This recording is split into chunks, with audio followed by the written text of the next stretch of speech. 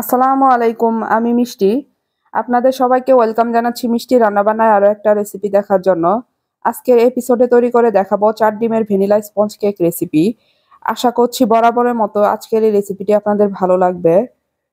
কথা না বাড়িয়ে মূল রেসিপিতে চলে আসি। একটা বাটি নিয়েছি, এখন আমি শুকনো উপকরণগুলো চেলে নেব। একটা স্ট্রেনার নিয়েছি, এখানে মেজারমেন্ট কাপের 1 কাপ ময়দা নিয়েছি। আমি 1 কাপ থেকে 2 টেবিল চামচ সরিয়ে নিচ্ছি, আর এই 2 টেবিল চামচের পরিবর্তে আমি কর্নফ্লাওয়ার দেব 2 টেবিল চামচ।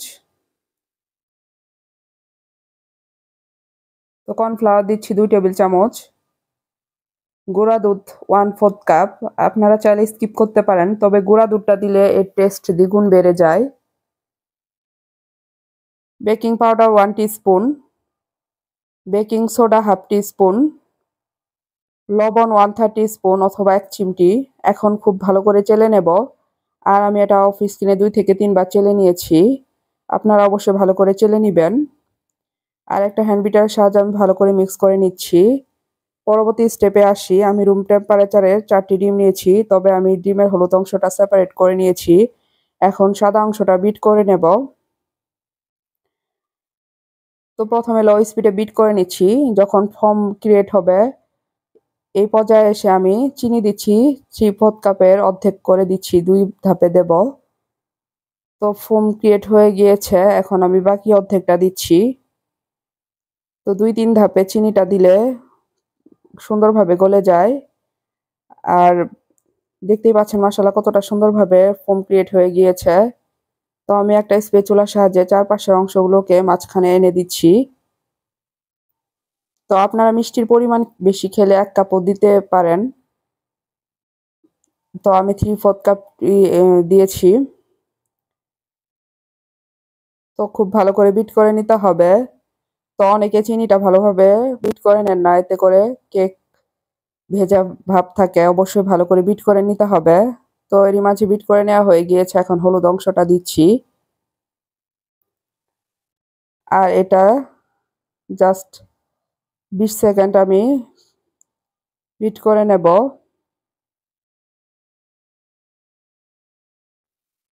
তো এখানে তেল দিচ্ছি 1/4 cup. Vanilla essence 1 teaspoon. Vanilla এসেন্সটা অবশ্যই দেওয়ার ট্রাই করবেন, এতে করে ডিমের কাঁচা গন্ধটা দূর হবে। এটা জাস্ট 30 সেকেন্ড বিট করব। আর তেল দেওয়ার পর বেশি বিট করা যাবে না, তাহলে ফোমটা নষ্ট হয়ে যাওয়ার চান্স থাকে। তো এরই মাঝে আমার বিট করে নেওয়া হয়ে গিয়েছে। এখন শুকনো উপকরণগুলো আমি 3 ধাপে অ্যাড করব। আর ভিডিওটি ভালো লাগলে ফ্রেন্ডস অ্যান্ড ফ্যামিলির সাথে শেয়ার করতে পারেন। চাইলে টাইমলাইনেও রেখে দিতে পারেন। আর যারা ইউটিউব থেকে দেখছেন প্লিজ চ্যানেলটি সাবস্ক্রাইব করে পাশে থাকবেন। আর যারা সাবস্ক্রাইব করে দিয়েছেন তাদেরকে অসংখ্য ধন্যবাদ। তো আমি বিটারের একটা কাঁটার সাহায্যে খুব আলতো হাতে ভালো করে মিক্স করে নিচ্ছি। তো এই কাজটা খুব সাবধানে করতে হবে। যদি ফোম একবার নষ্ট হয়ে যায় তবে মাঝখানে কেক চুপসে যাওয়ার সম্ভাবনা থাকে। তো আমি দেখতে পাচ্ছেন খুব আলতো হাতে ভালো করে মিক্স করে নিচ্ছি। আর এখানে আমি গরম দুধ দিচ্ছি 1 টেবিল স্পুন, অথবা আপনারা এখানে 1 টেবিল স্পুন পানিও অ্যাড করতে পারেন। তো খুবই সাবধানতার সাথে এই কাজটি করতে হবে। ডিমের ব্যানাংটা যাতে কোনোভাবেই নষ্ট না হয় সেদিকে খেয়াল রাখতে হবে। তো এরই মাঝে মিক্স করে নেওয়া হয়ে গিয়েছে। তো একটা স্প্যাচুলার সাহায্যে আমি আর একটু আলতো হাতে মিক্স করে নিচ্ছি। তো আমি এখানে 10 ইঞ্চি একটা রাউন্ড মোল্ড নিয়েছি। এখানে তেল দিয়ে নিচে আমি ব্রাশ করে নিচ্ছি, তারপর বেকিং পেপার দিচ্ছি। আর আমি উপরে কোনো তেল ব্রাশ করব না। স্পঞ্জ কেকের ক্ষেত্রে তেল ব্রাশ করা যাবে না, অবশ্যই নিচে ব্রাশ করে নিতে হবে। তো এখন ব্যাটারটুকু ঢেলে দিচ্ছি। আর একটা কাঠির সাহায্যে আমি ভিতরে বাবলসগুলো বের করে দিচ্ছি। আর একটু ট্যাপ করে নিচ্ছি। তো চুলায় একটা হাঁড়ি বসিয়ে দিয়েছি, এটা আমি 10 মিনিট প্রিহিট করে নিয়েছি। আর স্পঞ্জ কেকটা সবসময় চুলায় ভালো হয়, ওভেনেও দিতে পারেন, বাট আমি স্পঞ্জ কেকটা চুলায় প্রিফার করি। তো এটা ঢাকনা দিয়ে ঢেকে 30 মিনিট বেক করব। তো ফিরে এলাম 30 মিনিট পর। তো একটা কেক টেস্টারের সাহায্যে চেক করে দেখব হয়েছে কিনা। ক্লিন এসেছে, তার মানে আমার কেকটি হয়ে গিয়েছে। তো মাশাআল্লাহ দেখতেই পাচ্ছেন আমার কেকটা কতটা পারফেক্ট হয়েছে, কতটা সুন্দর কালার এসেছে। আর একটুও চুপসে যায়নি বা কোনো ভেজা ভাবও নেই। তো ঠান্ডা হবার পর আমি আনমোল্ড করে নিচ্ছি আর আপনাদের দেখিয়ে দিচ্ছি আমার কেকটা কতটা পারফেক্ট হয়েছে। তো মাশাআল্লাহ দেখতেই পাচ্ছেন কতটা সুন্দর এবং পারফেক্ট হয়েছে।